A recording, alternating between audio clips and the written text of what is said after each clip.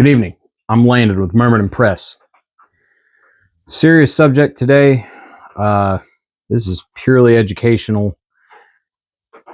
I need to talk about it. The last video I did about brevity codes, I had a lot of female members of my audience come forward and ask what are my thoughts on helping somebody who's in a domestic violence situation.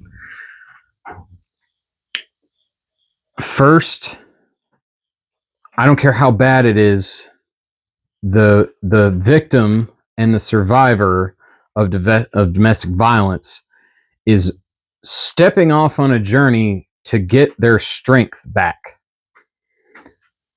And we can't belittle that. We have to take every step seriously, no matter what they do. Okay?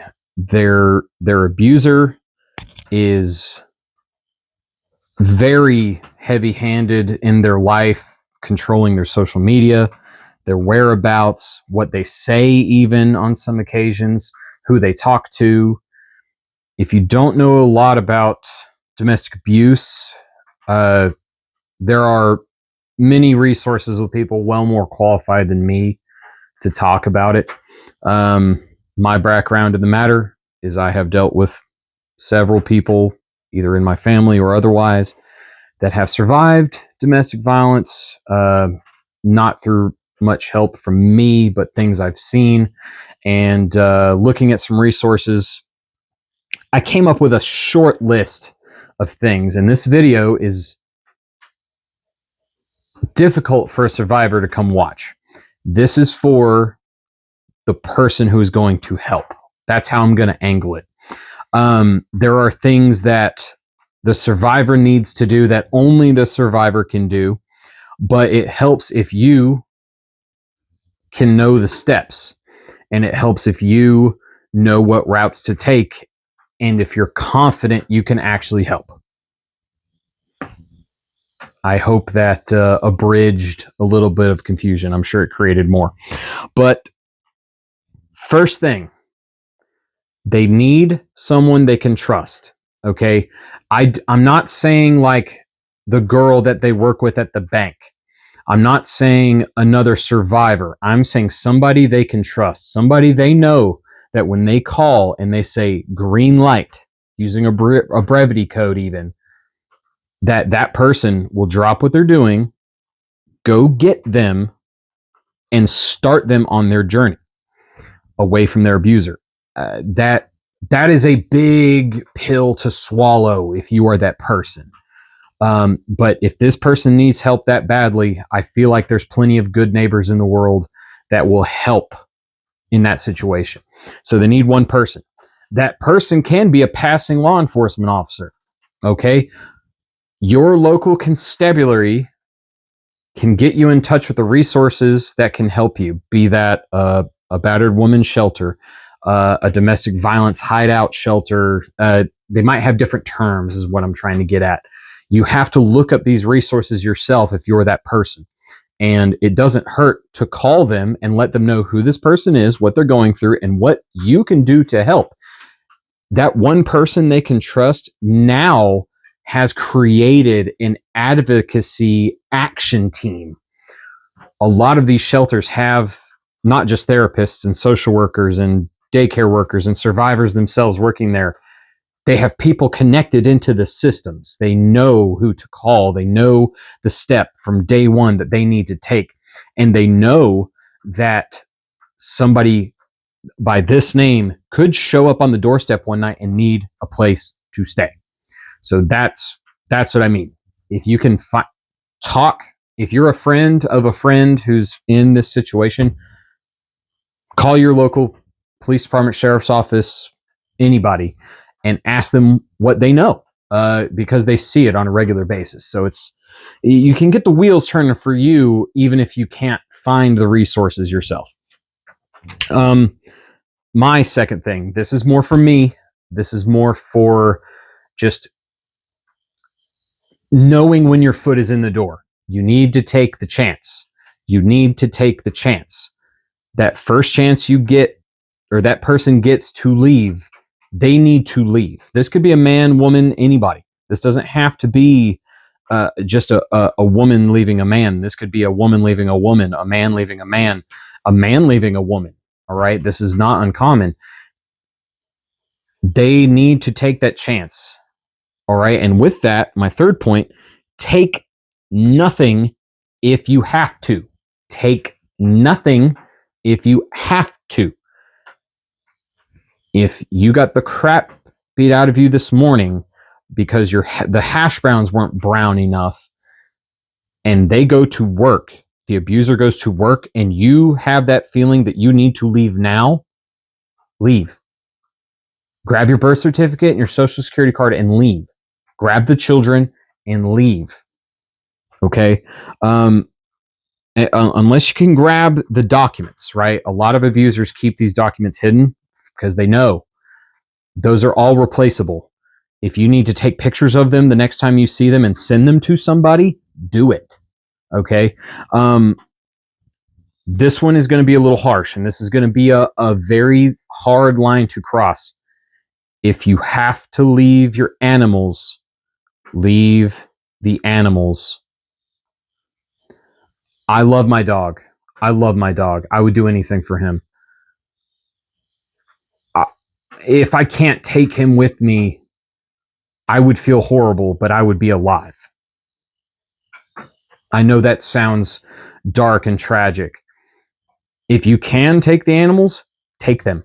Give them to someone else until you can come back and get them. Do whatever you have to do, but do not delay that taking that chance because the canary needs a place to go. Grab the canary and go. Find a place for them later. But you cannot be denied this process. There are places who won't take pets. I'm sorry, they won't. It's not up to you. It's likely not up to the person you're going to talk to at the building. Sometimes they won't take pets. Okay. And I hate that.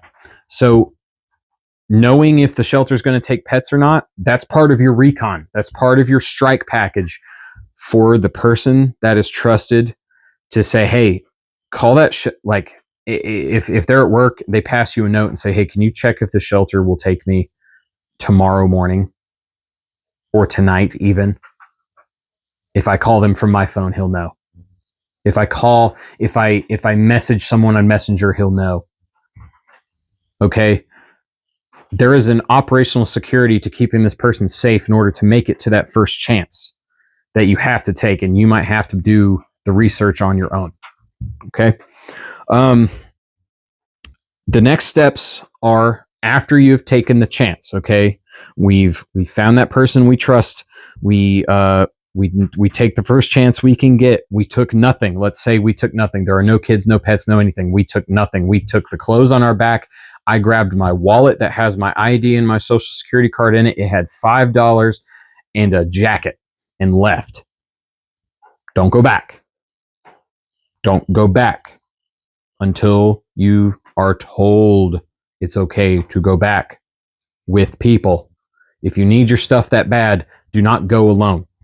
And if you're staying with a shelter that has advocates, they're going to help with that. But you need to charge your abuser. I don't want to push it, but you need to. That's part of getting your power back. It's part of getting your strength back. This whole battle is over you losing your strength in yourself and losing the connection with the world. Okay, you need to get that back, and if that means putting that person where they need to be, or making sure that it is on their record forever, that's something you need to do. And or escape your abuser. If you can't charge them, you need to leave. You need to get away from them temporarily if possible, permanently at best. I know you don't want to leave your home and your mom lives down the street. You can go 2 towns over where he don't know nobody, you don't know nobody, and you can stay there and stay at a shelter there. You're safer there. You're safer there. You are not replaceable. Stuff is. If he burns the house down while you're gone, who cares? You are still among us. You are still among us, and that's what I love. Final step. I know this is not a comprehensive list. Follow through. Okay. After the initial days of you being gone, the house gets flipped over, the court case is started, you've gotten on with your action team, and everything is in place. You need to follow through. That means get yourself some therapy. Go talk to a therapist, talk to an advocate group, go to a group session, go to something for you so that you know you are not alone, because you are not alone, and no one is going to let you be alone if you don't want to be alone. People are here for you. Reconnect with the people. Okay. Abusers commonly ostracize a person, segregate them from their friends and family, and cast them aside. Okay. So that they are secluded in their abuse. Go reconnect with your mom. Give her a call. She doesn't hate you. Call your dad. Call your aunt. Call your grandmother. Call that friend from high school that he forced you to not talk to anymore because they're a bad influence. Go talk to him. Reconnect yourself with the world and get grounded again. The trial. If you took charges on your abuser and you are going through the process, the legal route, there is going to be a trial. You need friends. Make those reconnections. Take them to trial with you so you are not by yourself. You're getting your strength back, and other people are going to help you be lifted into where you need to be. And my last point, I just wrote down strength. If somebody's going to the gym and they start working out, do you think they can lift a bajillion pounds day one? Hell no. Hell no, they can't. They have to build it over time. And if you're not doing the therapy, reconnecting, following through with the trial, you're going to build that castle on sand. I don't care how big the blocks are, eventually they will sink. You cannot be alone. You cannot do it alone. And you have to do the work. You have to follow through. I don't want anybody that wants to help some of these people think that they have to open every door for this person either. They have to do the work too. At first, they're not doing as much lifting. They're getting rescued. And as you go, that person might ask you to stop doing things for them because they want their strength back. Give it to them. Give it to them. If they're asking for it, let them have it. There's no excuse to say, yeah, they want to go move out on their own, but I told them they could stay here as long as they want to. If they want to move out, let them do it. Give them their independence back. They want to shower without knowing you're behind this wall watching Gilligan's Island. I don't want you to feel like because they're saying no, they're trying to be nice. They might be wanting their strength back. And I think that's important in all of this. I want to dive into this more, and I think I have a friend who can help. So I will talk to them and see if they're willing to help. But in the meantime, learn the brevity codes, practice your dead drops, do your spy stuff, help some people out. All these little things I've talked about in all my videos, you can put it to use here. This is a great civilian application. And not only are you being neighborly, you're being a grand human. Grand. Heavenly. Do it. If you know somebody in this situation, don't just start calling them saying, I got this shelter or whatever. Go meet them. Tell them, I've already talked to somebody. Do you want to follow through with this? Do the work for them at first. And if they start shaking no, they might not be ready. So you have to talk to those advocates and those shelters and therapists, and you have to do the work.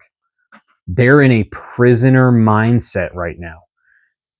And for you to go latch a hold of them and try pulling them away, they think it's rough water. They don't know you're on a boat yet.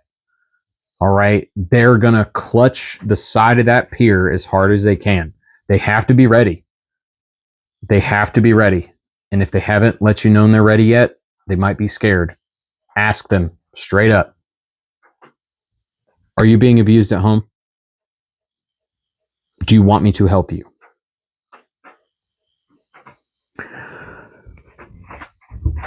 I know it's a dark topic today. Lighter videos will come. Lighter videos will come. I'm feeling a pull. I'm feeling a great pull towards total catastrophe. Okay? If you can save a person, save a person. If I can save a person, I'm going to save a person. That's what we're here for. We're all neighbors here. Good neighbors are weapons. Stay safe.